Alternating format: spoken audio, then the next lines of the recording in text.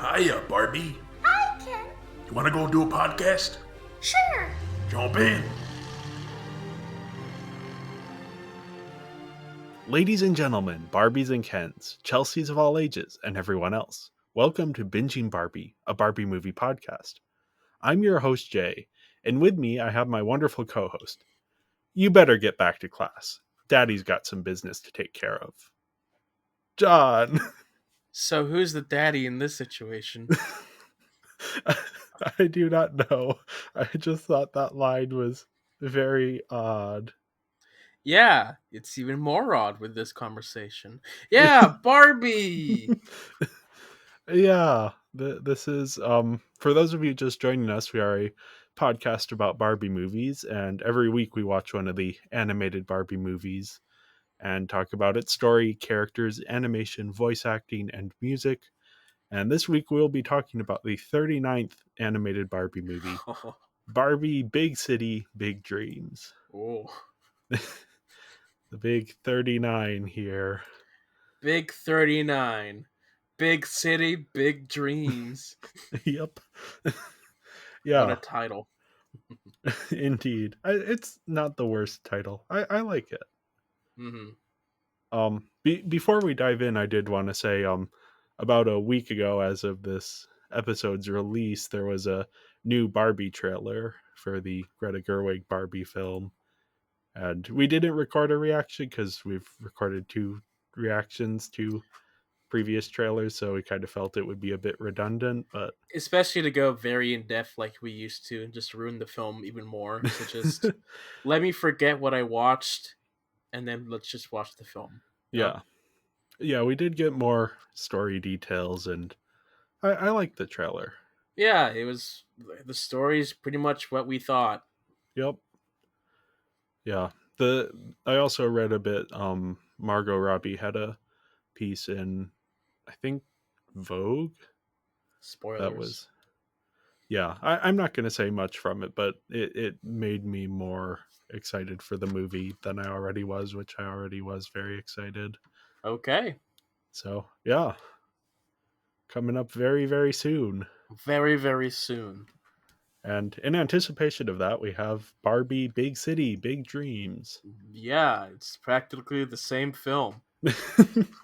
I mean, yeah, I don't know how similar they will end up being, but sure. This was released September 1st, 2021. So quite recent. It was directed by Scott Pladle Pierce, who he's an animation director, worked on several recent Bob the Builder iterations, as well as the Barbie It Takes Two TV show, which is a spin-off of Big City Big Dreams. Have you looked into It Takes Two at all? No, I've not even watched Dreamhouse Adventures. Yeah. I know the show. Yeah. I watched the first maybe 5 episodes after watching this movie just to kind of get a feel for it, and it is like a direct spin-off of this movie. Nice. So I don't know how much I will be able to distinguish between the show and the movie in this episode, Okay. because they kind of blend together. Because Nice. it's literally the show starts and it's like the Barbies are concocting this plan to get their parents to let them stay together in New York for the school year, Oh, like at the okay. end of the summer, and then it just goes Nice. from there. And it's the exact same animation, the exact same locations. Every character's wearing the exact same outfits. So if I mention something that happens in this movie and it doesn't actually happen in this movie, it probably happened in the TV show. Probably, yeah. But yeah, anyway, this was written by Christopher Keenan and Kate Splain. And Keenan, he's actually interesting. He's a prolific producer of kids TV, especially like the Thomas and Friends, various different shows and spin-offs, and then a bunch of Barbie projects. He produced the Dreamhouse Adventures and It Takes Two. So kind of a figure who's been sort of behind the scenes as like an executive producer on quite a bit of this stuff, but is just now doing the writing. And then Kate Splain, this is her only credit on IMDb, so not really sure what she does besides write Barbie, Big City, Big Dreams. But It's probably a story idea. yeah, I'm curious because we have two people, one who doesn't have any other credits and one who doesn't have many other writing credits. Mm-hmm. So I am curious what the situation behind the scenes is. But obviously we don't have much information for that. We do know that the score was done by Daniel Rojas, who's a TV composer. He worked on, biggest credit to his name is Kippo and the Age of Wonder Beasts, the Netflix DreamWorks show. Okay. Yeah, and if you listen to the soundtrack, it sounds very similar to the Big City, Big Dreams. Ah. Sort of the poppy, upbeat. Why were you listening? Oh, I was just curious to see what his other work sounded like. All right. But yeah, the story for Big City Big Dreams is Barbie is spending the summer at the Handler Arts Academy in New York City. This is a fictional academy. Do you know what this is in reference to?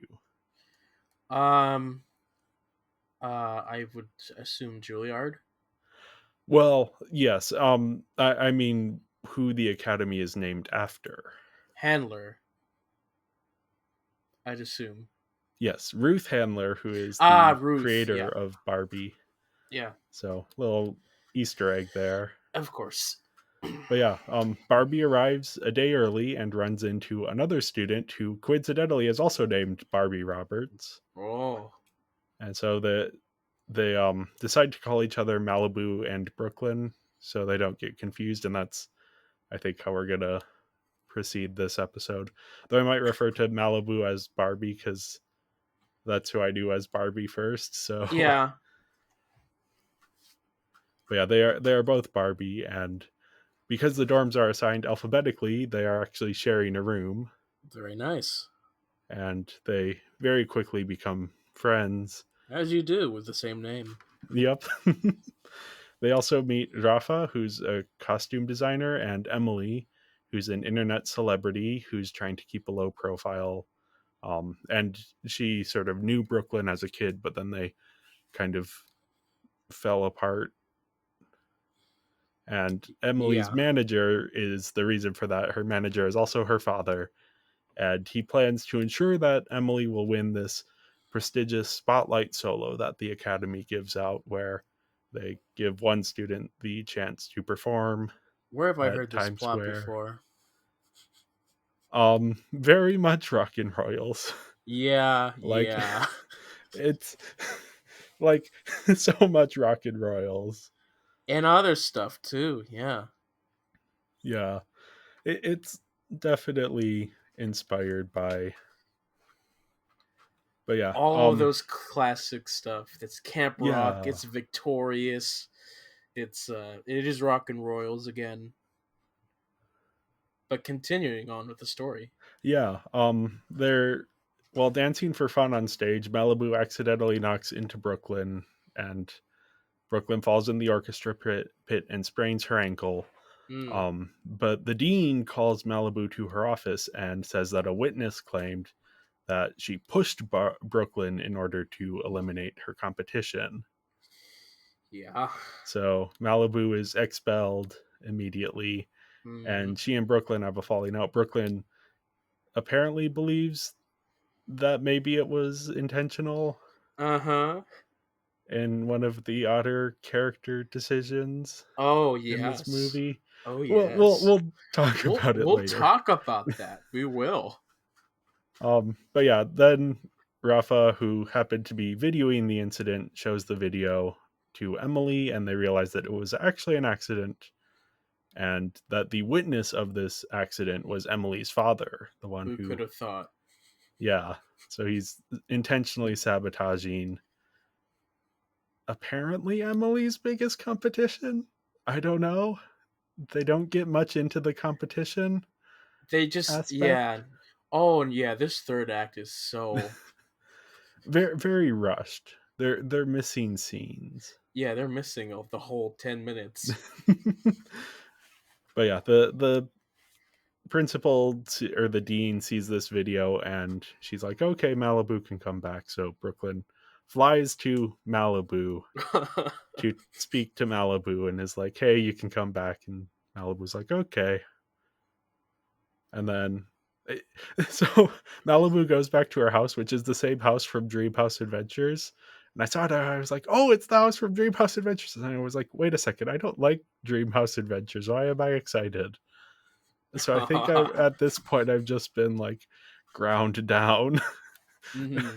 I think I haven't watched many movies that aren't Barbie in the last 2 months, and I haven't watched any TV that isn't Barbie in the So last you two saw months. something that was familiar and got excited about it. Yeah. Yep. So anyway, Malibu and Brooklyn go back, and they are announced that they are the winners of the spotlight because someone made the rule of it is that they can only have one name on the marquee, and so Yeah. since they share the same name, they can both win. Hmm. And they perform together, and the end. The end. Ah, man. It's so disappointing. It's so disappointing because it starts out pretty decent. Yeah, I enjoy this type of thing. It's like, we're gonna go out. It's like a typical fun summer camp rock thing. We're gonna make some friends. The conflict is just gonna be the competition, but no. yeah. It definitely has solid bones, but yeah, there's some connective tissue missing to really Mm-hmm. make it come together, and some character decisions that are a bit odd. Oh, yes. But yeah, the things that I noticed, it really could have used just a slightly longer runtime because there's certain story beats that don't happen or happen off screen. Specifically, what happens to Emily's father? Yeah. Because Emily confronts her father and is like, "Why did you do this? It's like, I You're did it you're for mean." you. And And then then she she's like, "I walks didn't want to away. win." She walks away, and then we never see her father again. And she's in like two more scenes. Right. There's no, She's also the one who announces yes, who the winners are. So yeah, the father gets his wishes anyway. yeah. Unless she fired him, but there is a scene of her firing him. There No. isn't even a throwaway line of, "Oh, I fired him." We don't even see the father again. No, There's no remorse. He's just there grumpy in his car. yeah, and then yeah, the whole spotlight solo is introduced in the movie, and it's the entire motivation for Emily's B plot. But there's no clear sense of why the Barbies win the spotlight solo. Like, there's no audition for it. There's no like tracking. The competition is not a competition. We never get a sense of any progress being made or not made. We just know that they show up again and they win. Yeah. Like, what if they had a scoreboard? Because they have a lot of montages of like, what if they had a scoreboard and like names are going up and down the scoreboard and Another montage Malibu. would have been fine. Well, it doesn't need to be a montage. I've tried to integrate it But in, this one would work but as a yeah, montage for yeah, sure. just like something to make it clear why they, out of all of the people in the school, win the Yeah. spotlight solo. Because we know as the audience, it's either going to be the Barbies or Emily. And Emily doesn't even But want to do it, yeah, so but why is it them and not unnamed extra number 3 from scene 12? There's no sense of that. it's because they're the main characters. Yeah, essentially. And that's maybe a good thing to get into my main criticism of the movie, Hmm. which is I think this is a plot driven story that's trying to be a character driven story. Hmm. Because so character driven stories, it's all about You get a bunch of characters, you put them together, and the conflict arises from these characters interacting with each other. Right. Whereas a plot driven story is you have a plot, you have an end goal in mind, and then the characters act on forces that are interacting with them as they go to that plot. Mm-hmm. And this one definitely sets up to be character driven because we have four main characters who are, we get a sense for who they are and how they interact with each other. But then things just kind of happen for the plot. Like this is my whole thing with Brooklyn's blowout with Malibu, is Oh, that doesn't feel like something in line with her character. That feels very plot driven. yeah. My goodness, just all the conflicts that showed up brought down this film for me.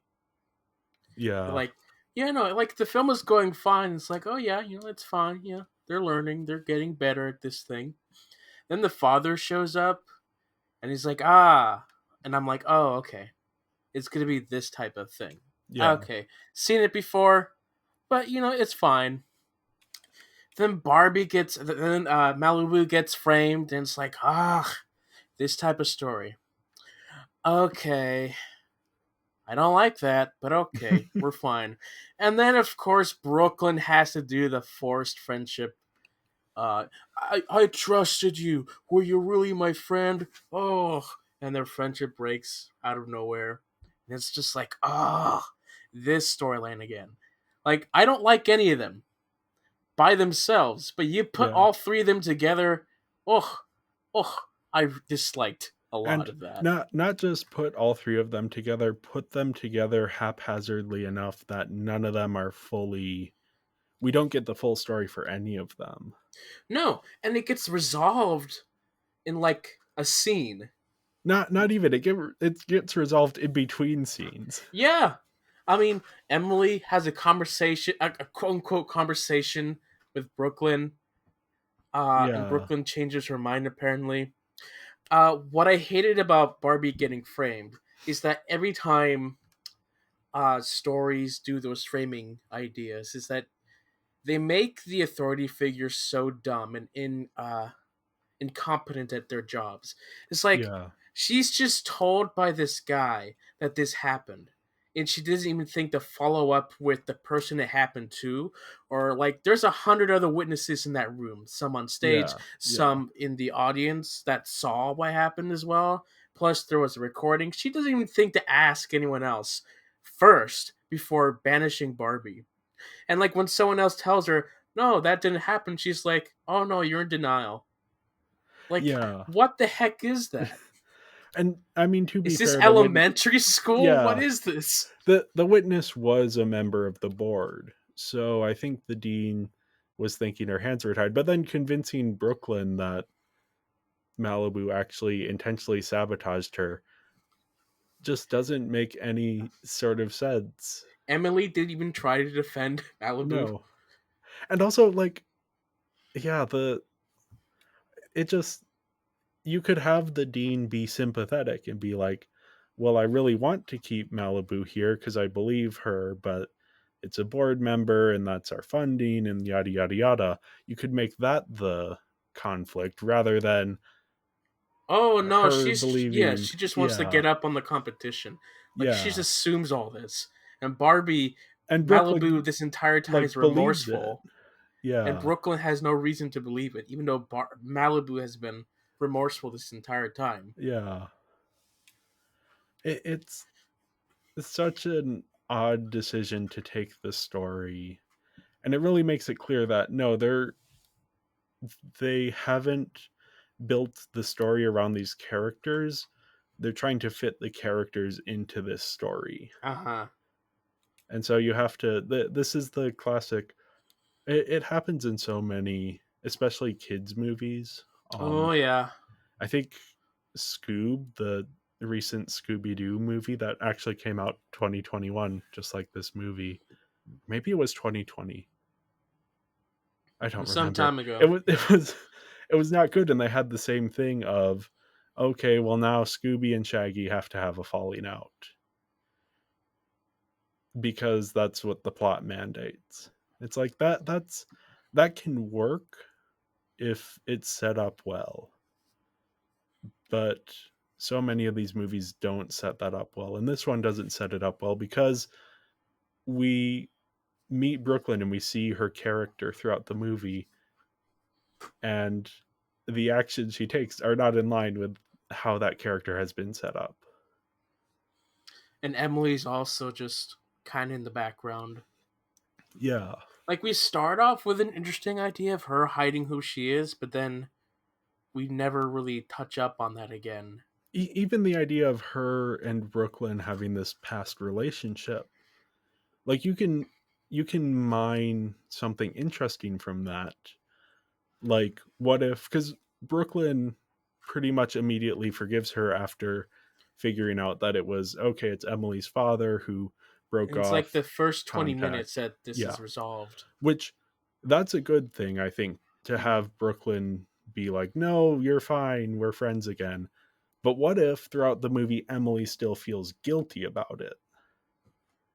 Because then you can have conflict.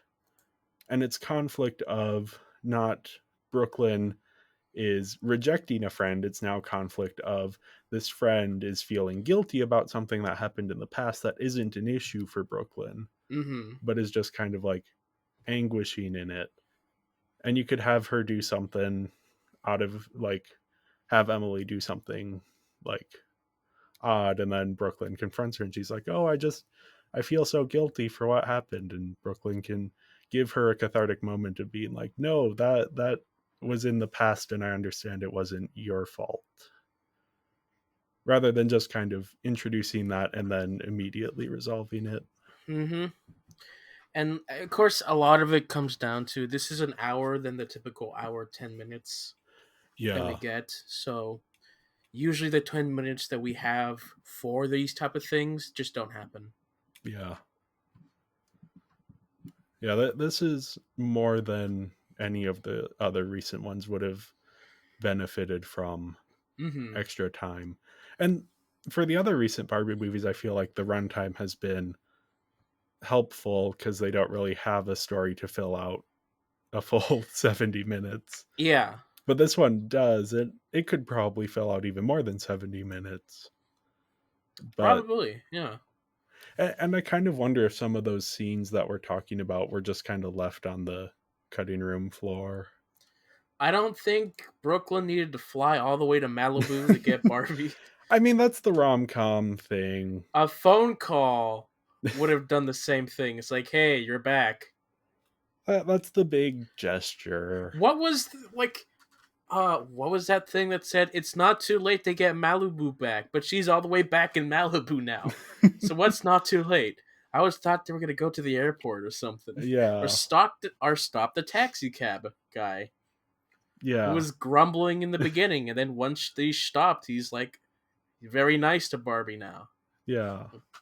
Yeah, bring that character back. Something.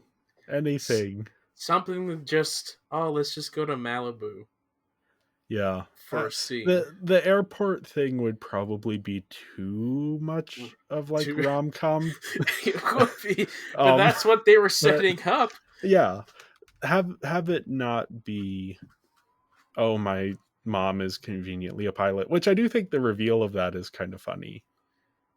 But Explains why she was in Australia and Mexico and yeah, all the other yeah. Because places. you hear about this and you're like, what's going on with her mom?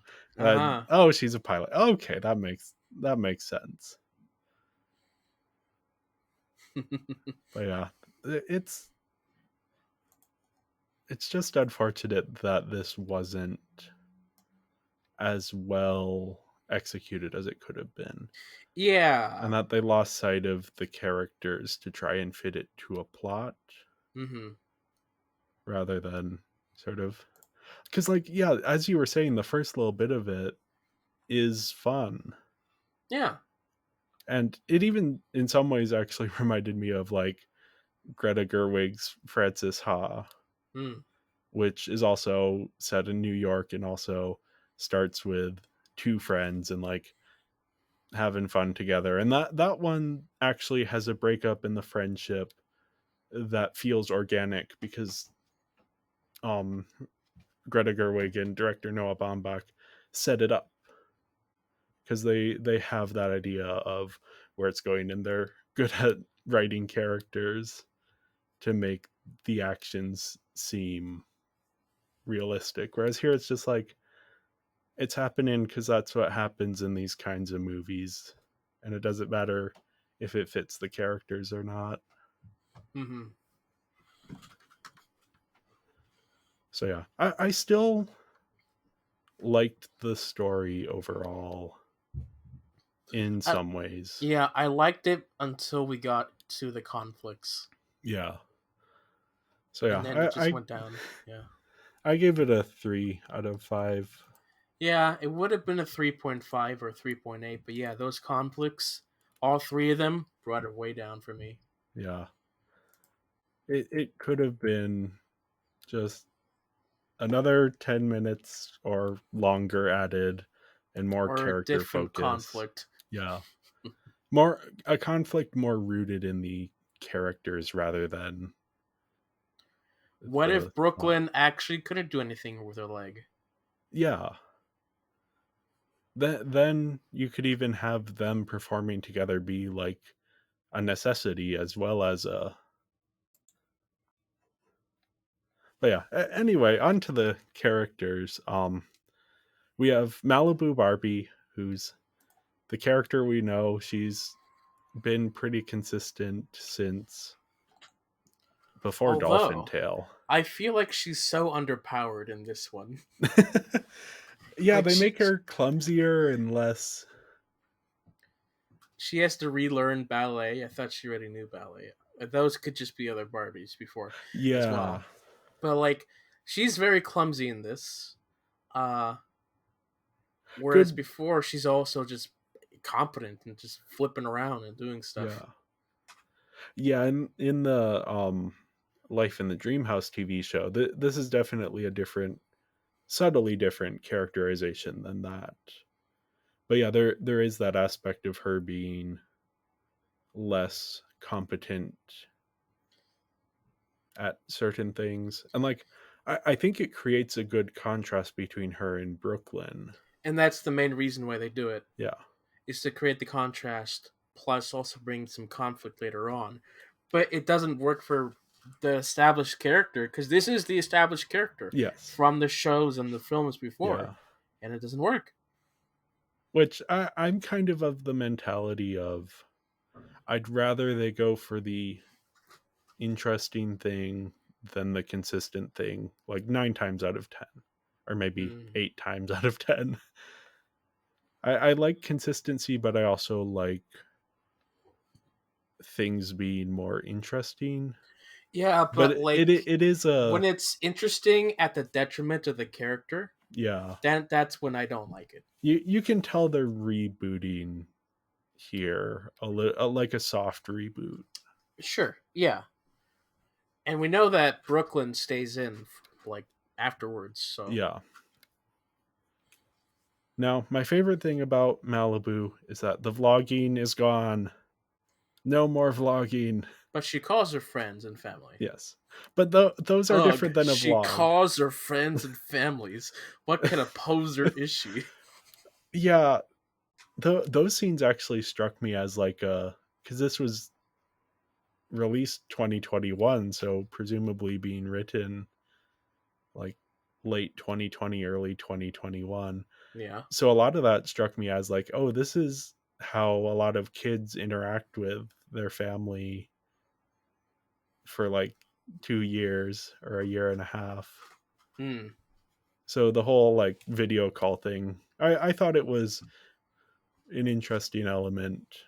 Not like super interesting, but just like, oh, that's something that kids will be familiar with.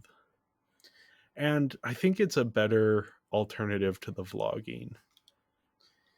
Because Yeah. the issue I have with the vlogging is that there's no response to it. She's There's no just back and vlogging. forth. Yeah. And also in the Dreamhouse Adventures show, the structure of the show is that the narrative pauses every 5 minutes so that Barbie can give some pithy remark about what's going on to her vlog. Hmm. So I was very happy when this did not open with vlogging. But she mentions her vlog, Yeah. and apparently her vlog is not as popular as previously stated. She had the, royalty on her vlog. yeah, the Princess Adventure really complicates because they try to do, there's like a soft reboot at some point where Barbie goes from world famous actress to like mid-tier vlogger, and then they just kind of forget that Princess Adventure happened and that I she get. got 1 billion concurrent viewers. Uh-huh. She's a one-hit wonder. Apparently. Yeah. Now I do kind of feel like the cameos from her friends are a bit unnecessary, Yeah. and it's something that they carry into the TV show. I think it's because the friends are important to Dreamhouse Adventures, but here it's like this is a new life for Barbie in New York. Why can't we just cut off ties with Malibu and just focus on New York? I Right. mean, I get why, but To remind people this is the same yeah. Barbie. Look, this is her friends. You recognize them? Look, it's Renee. I think Ugh. it might honestly be that they just have like less diversity of the characters in, as in there are fewer characters overall, because Dreamhouse Adventures Barbie has like 15 friends and each one is a different, like, Thing. yeah, each character is a different race or ethnicity or body type, um whereas here it's really just the four characters, so you Mm-hmm. bring back these other characters to still have that diversity, um but unfortunately they aren't actually characters, they're just people who Barbie talks to somewhat interchangeably.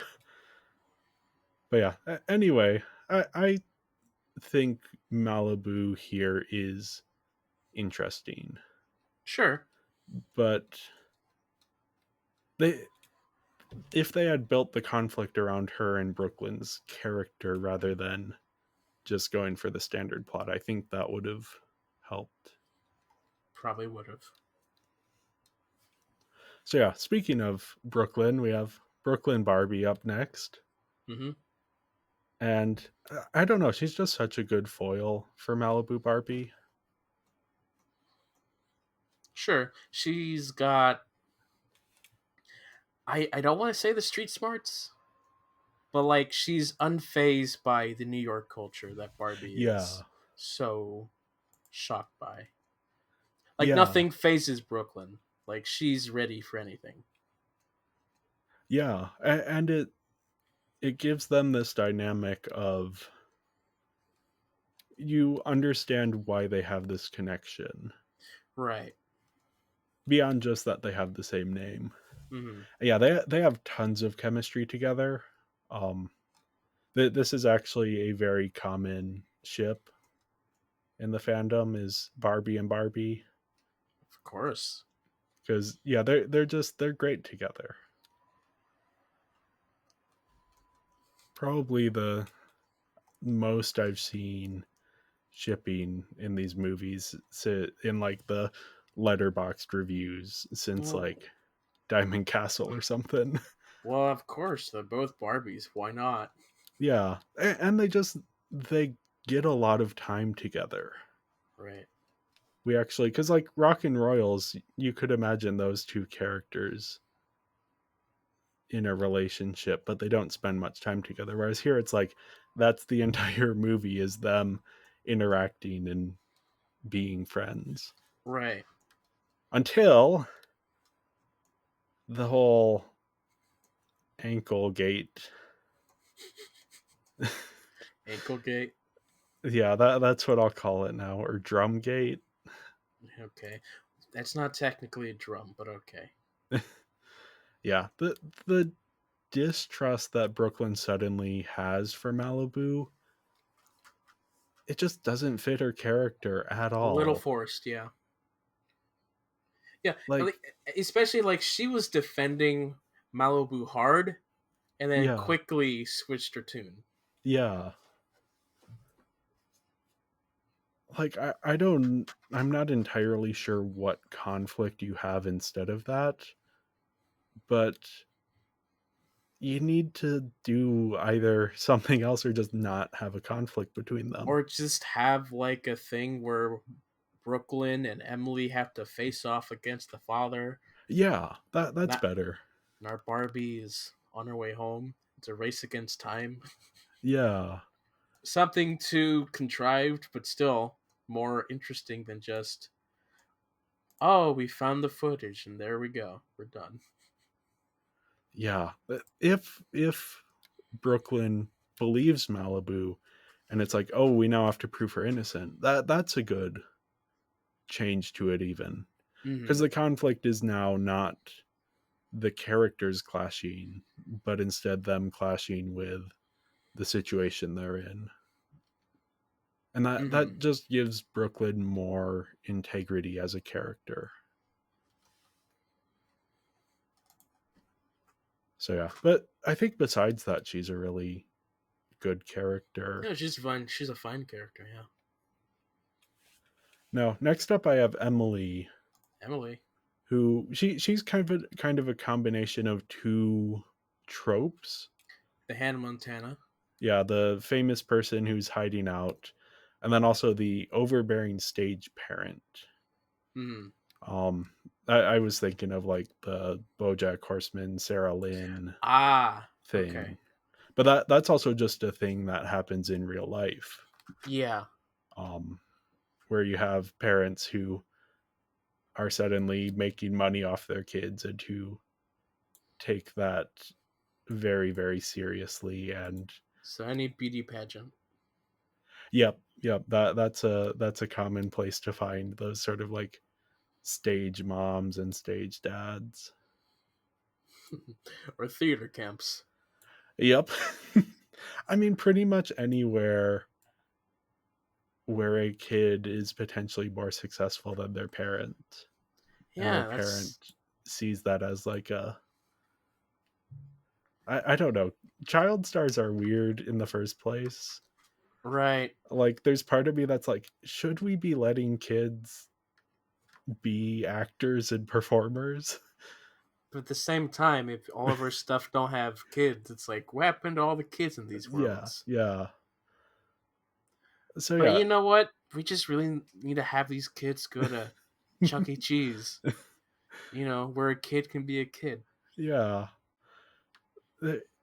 It's interesting. I've been a different podcast I listened to called Blank Check is doing a series on Buster Keaton, who was, I think, as early as like 3 years old, Ooh, was doing working stunts. Yes, he was known as the kid who couldn't be damaged. Ah, Like, his dad would use him as a mop on stage oh, as like a 5 year old, interesting. and it was like they were like a not very successful vaudeville show, and then as soon as Buster Keaton started doing things, it was like suddenly they were super popular, and it was very clear that it was because of Buster. Man, vaudeville. Those were the Yeah. days. Yeah, back in the early 1900s. Yeah, When back when just telling a story could get people to come in and cheer. yeah. Now what the Keatons were doing, they was more of like stunts, and but yeah, the whole stage parent, which his parents seem to have been like, besides his dad's drinking, which was a problem later on, Hmm. seem to have treated him well. But the overbearing stage parent idea is something you can mine a lot of interesting story out of. But Emily just doesn't get any time to be a fully fleshed out character. I guess a modern example would be Jeanette McCurdy from iCarly. Okay. I don't know if you know. No, I'm not aware of. Okay. Well, for those who know, you know. But moving on. Yeah. Um, Emily as a character just doesn't have much to do besides what the plot needs her to do. Right. And like she has this potentially interesting subplot of her dad really wants her to win and she doesn't really care about it. Hmm. But that gets kind of resolved in a very perfunctory way. Meaning they don't even resolve it. It Yeah. just happens. Like she confronts her dad and that's it. There's no follow up. And then also like her relationship with Brooklyn, as I was saying before, you can make something interesting with that of, you know, they used to be friends and they had this falling out and Brooklyn understands, but maybe Emily still feels a little bit guilty. Right. You can build something out of that. But yeah, no, they just don't have enough runtime for any of these characters to actually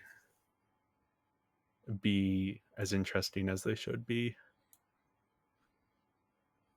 And Emily of the four main characters, she's the one who is in It Takes Two the least.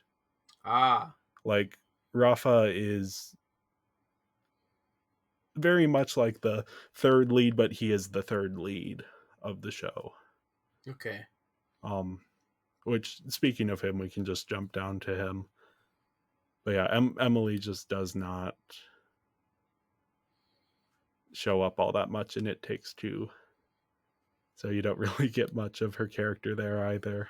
Mm-hmm. But yeah, Rafa is he's the costume designer of this school or Well, something. he's like a costume student that has to turn in Yeah. projects. But when he shows up, he's like, "Oh, is this the marine costume designer?" No, he's just Yeah. a student who's just there. And he makes costumes for the Barbies, but not like for their show. He's just He like, just I have this garbage. Here, take it. yeah, which I don't know. He feels like the character that suffers the most from the short runtime, Mm-hmm. and that he has this arc about sort of realizing that his designs are actually good.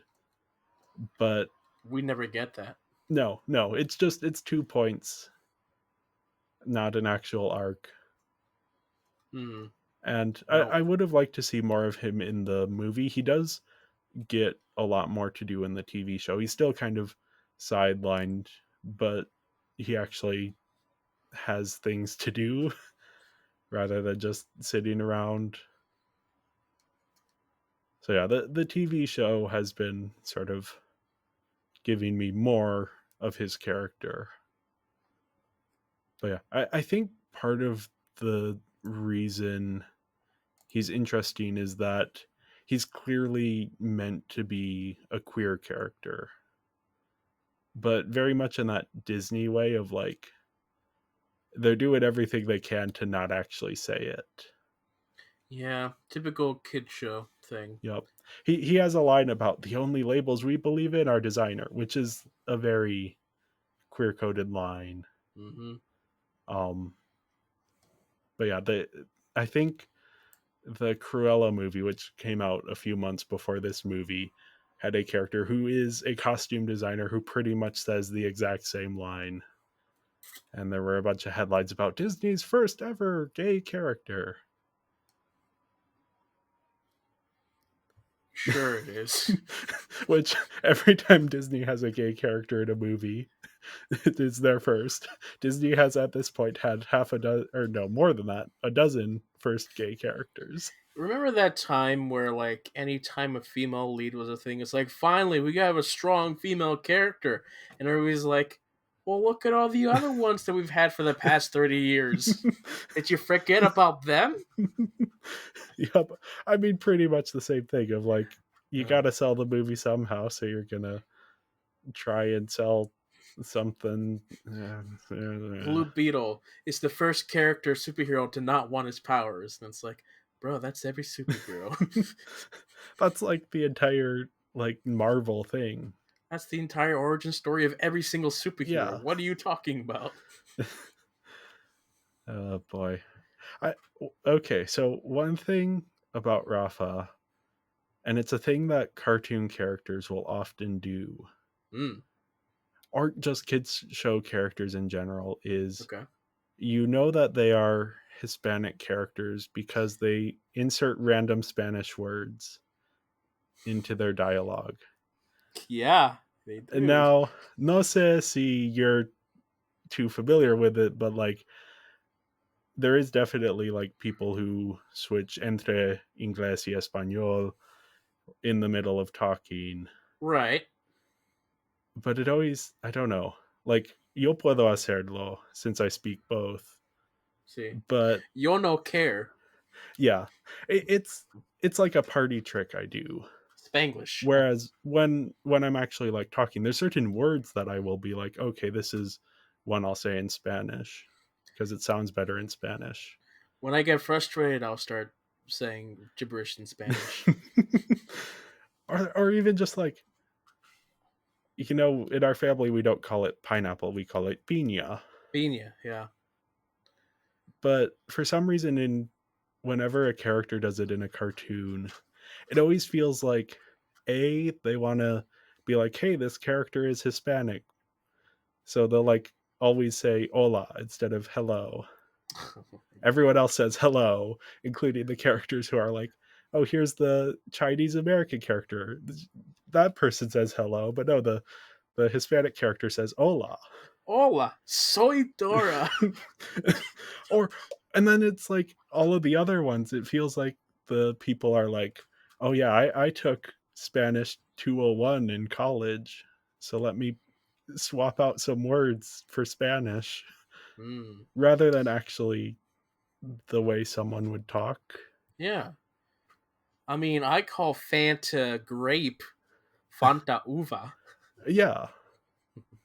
Or like, yeah, there's just certain words that now we have different situations where we aren't Hispanic people who grew up in the US. We're United Statesians who grew up Merkins. in Latin Merkins. America. Yeah, So, but I don't know, it yeah. always, something always feels off about it to me. None of it feels sincere or proper. Yeah. Like if it were specific words, then it would make more sense to me rather than just being like the person went through Google Translate and put like every fifth word through Google Translate. It's worse in the show. In the movie, Start it singing in only like, Spanish a little bit. yeah. But yeah, anyway, I think his character is interesting. Hmm. Um, kind But he does kind of, disappear at the yeah, end. I was surprised that we had no reaction towards him and his costumes on the big show. yeah, But apparently he fixed the button. yeah. Which happens off screen, Mm-hmm. and even like there's a scene which should happen, which is that Rafa shows the video to Emily, and Emily says, "You go show this to Brooklyn. I have someone to show this to." And the next Who does scene she is show it to? Brooklyn. Well, she shows it to her dad. The next No, scene she is doesn't. Brooklyn. She just goes to her dad and complains Oh, about yeah, it. no. But anyway, the scene I'm talking about, because the next scene is Brooklyn talking to the dean, Yeah, Rafa having shown her the video. There should have been the moment where Rafa shows her the video. and Brooklyn realizing, yeah, Yeah. And that gives Rafa a chance to have like a scene to be like, hey Brooklyn, look they at messed this. up. Yeah, not in that many words, though he is the kind of character who would confront her about it based on how he is developed in the show, less so the movie. Okay. But like the kind of thing of like, hey, you need to see this, you need to fix this. Like, yeah, there's just, you could have done something there, but Yeah. The other characters, there's not much to say. Not much to say.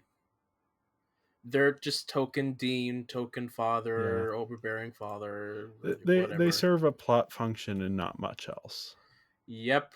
Although we have a green-haired dude who loves his Oh, the drum guy. Drum guy's cool. yeah.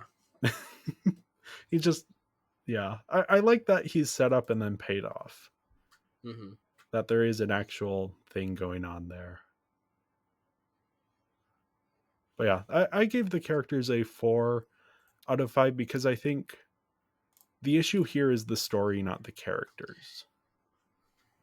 Yeah. Well, I gave the characters a 3.5 because there's not a whole lot of them. And like characters like Emily and Rafa get pushed to the side, and so we're really just getting Brooklyn and Malibu. So Yeah. they're fine. They're fine. So yeah, next up we have the animation, Mm-hmm. which is solid. Pretty much what we've been getting the past few films. It is interesting hopping over to It Takes Two. There is no change in animation quality Mm-hmm. at all, which indicates to me that this is like they spent the money that they would have spent on 3 episodes of It Takes Two Right. rather than this being like a movie, so they invest more in it. Well, at this point, they figured out the style Yeah. to just do it cost effectively Yeah. and look good enough. Yeah. I do think there are a lot of interesting visual choices in like camera movement and camera angle and editing, but not all of them work as well as they should. So there's this weird little edit transition where the Barbies are in the park. It's like, look at these costumes, and then they transition to them wearing the costumes while still in the park. Did they Yeah, change they costumes just in the changed park in the park. in front of those people sitting on the benches? Like, what happened there? Yeah. Also, like, none of those guitars are plugged into anything. Like, I'd Yeah. say that they were wireless, but there was nothing wireless plugged into that too. So Yeah, they something about the editing felt a bit off, mhm. so that a lot of the scenes just felt like a little bit stilted. Sometimes, yeah. And I mean, part of that might be other things, but just certain moments didn't quite hit. Mm-hmm. It's I don't know. I feel like the last time I noticed this was way back for like Starlight Adventure, where there's just like the timing is just a tiny bit off on some of the edits. So it feels a little bit odd watching it. Okay. But yeah, I can't I mean editing is kind of a subjective thing of like where do you put the edit? So that was just kind of the sense I was getting watching it. Mm-hmm. But I will say when the animation works, it really does work well. Like it captures that big city feel. Yeah. What with the big dreams? Well, there's a dream which we'll talk about in a second. Ah. But just that like the buildings and the streets and the subways and everything. And they don't like they kind of Barbiefy it, but like the subway stairs still feel a little bit grimy. Mm-hmm. Like it's not sanitized. I'm not sure if it's capturing the New York feel, but it is capturing that like Yeah. big city feel.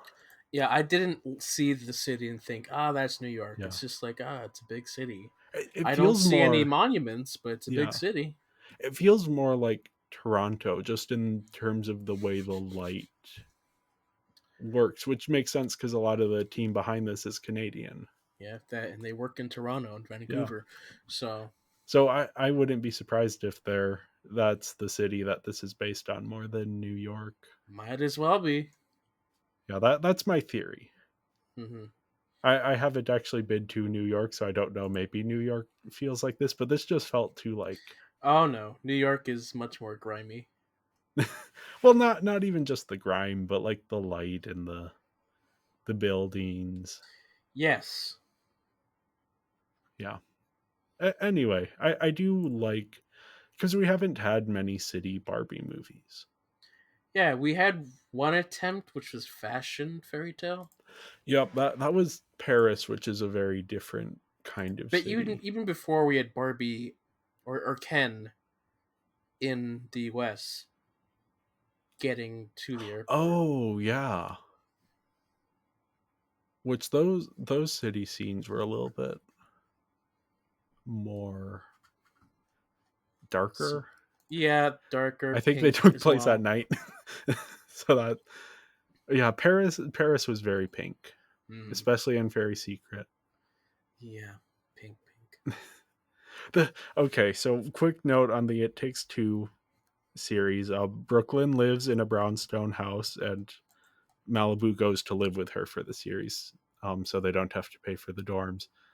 What? And it's like Okay. these iconic brownstone houses that you're like, oh, which one does Barbie's family live in? And it's like, oh, there's one that's pink. Okay, it's like they're brownstones. Why is there a pink one? Why is Brooklyn wearing pink when her color is clearly blue? Why? Yeah, that bothered me in the show every time they cut to the house and it's pink. Hmm. It's like, no, why? It's the wrong Barbie. Well, and it's the wrong color. It's Yeah, a it's the wrong Barbie brownstone, not a color. pink stone, Yeah. not a blue stone either. It's a brownstone. How toyetic can you get? oh, that's actually probably it. You're right. They do have a brick wall in their room that feels very nice. And it's actually like brick colored, not pink. Right, yeah. Anyway, I did want to talk about the opening of the movie, Yes, very which is interesting. it's in black and white except for Barbie Well, and Barbie's car. it's in blue and light. Or yeah. It's monochrome. It's monochrome blue, Yeah. but with pink for Barbie. And yeah, I don't know. It's just so creative and something we've never seen from any of these Barbie And you movies. can clearly tell like who you're supposed to follow that way Yeah. too. And I don't know, it invites you into the movie. Hmm.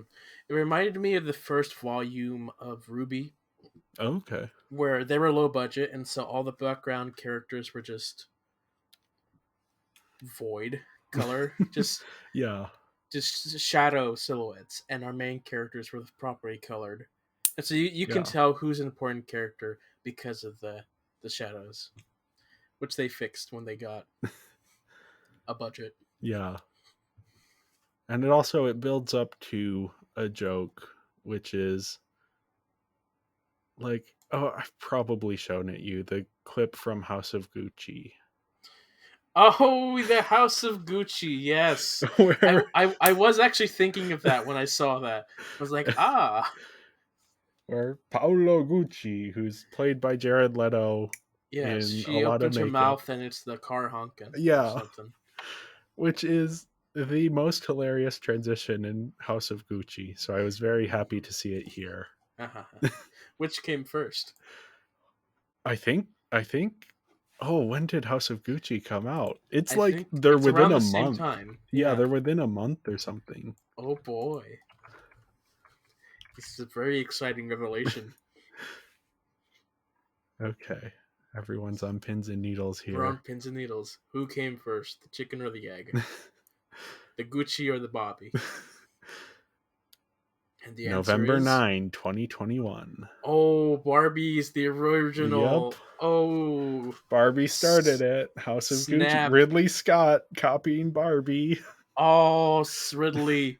It's Jared Leto for you, too. That movie is insane.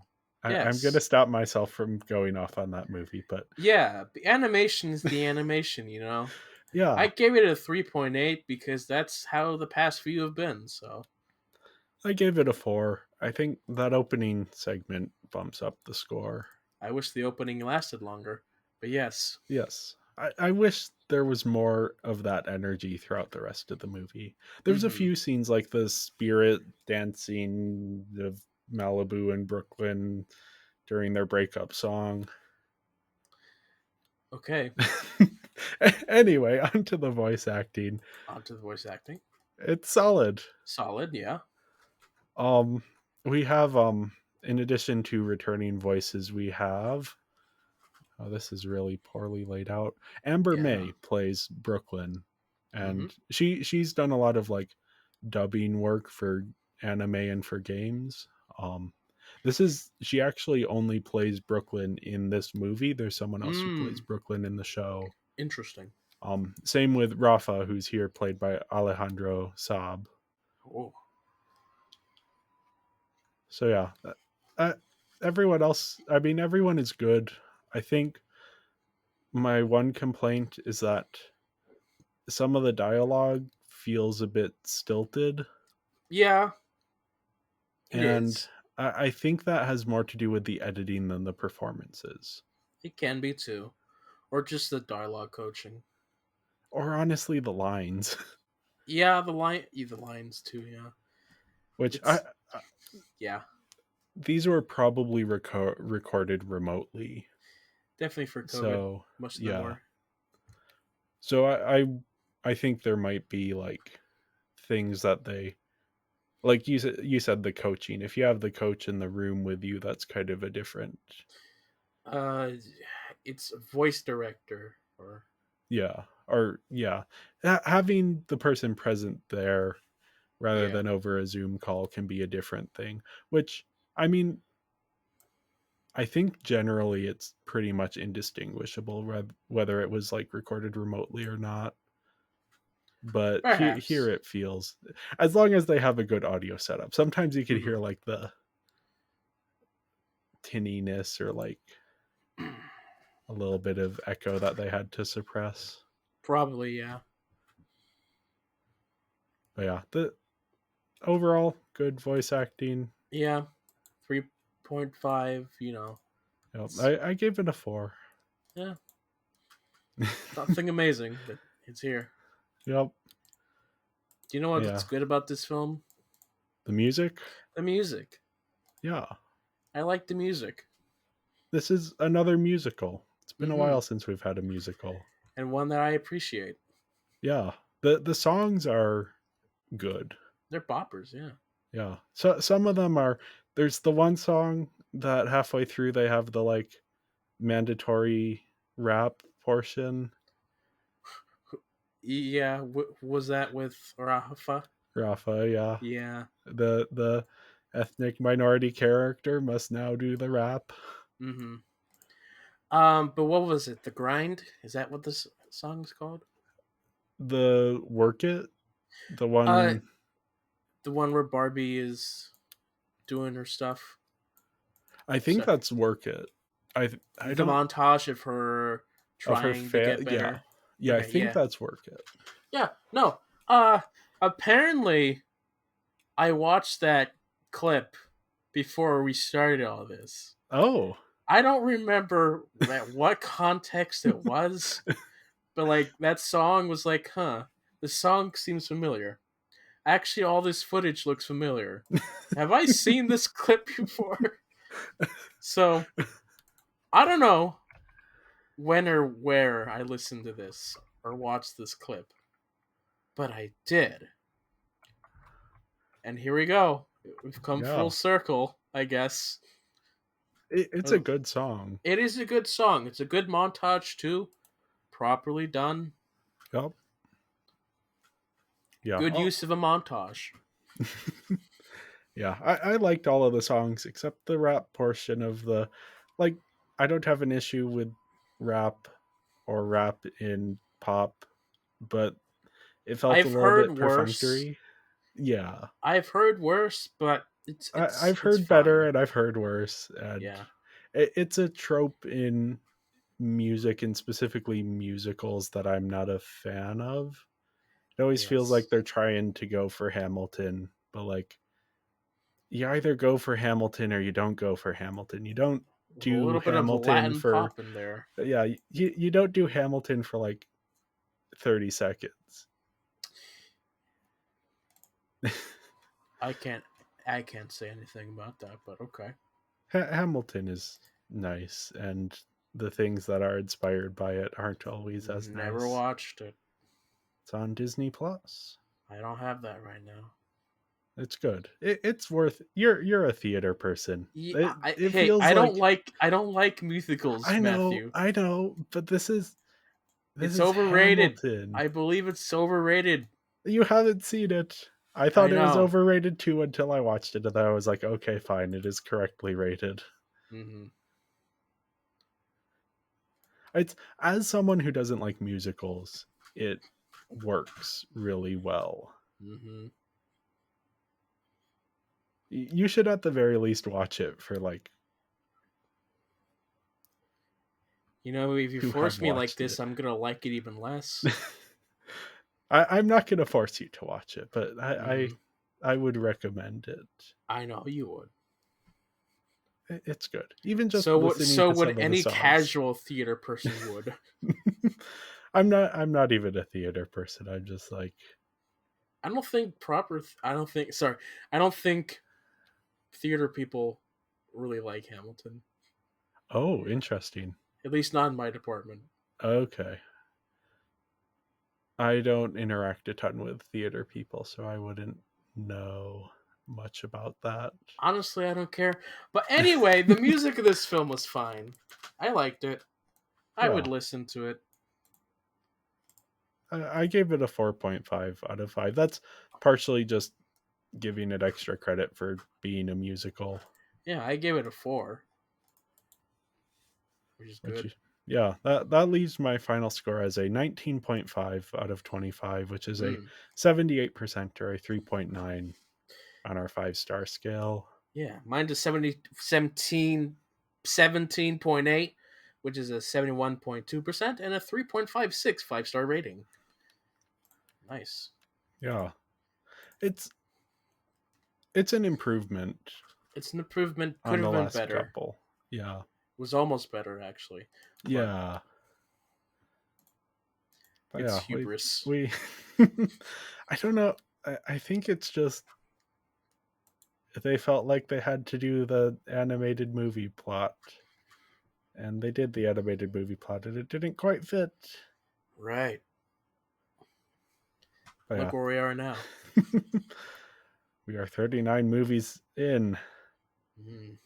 We are getting there. Getting there slowly but surely. Yep. But don't call me Shirley.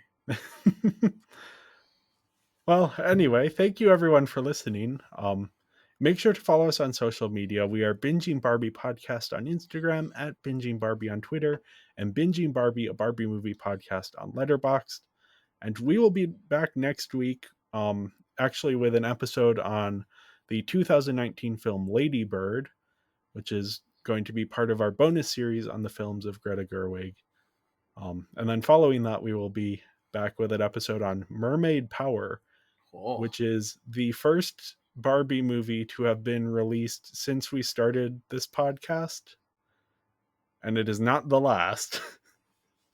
In the year we have been doing this podcast, So there have were been we caught multiple. up to when we first started? Yes, we are now Oh. currently caught up to when we started. Oh This boy. was when we started recording the first episode. This was We the should be most recent proud. Barbie movie. We're so proud, aren't Yeah. we? Pat No, ourselves on the back. we did know about Mermaid Power before we started, We did. but yeah. Anyway, we will be back soon to talk about all of that stuff. Mm-hmm. Oh yeah. See you then. Bye.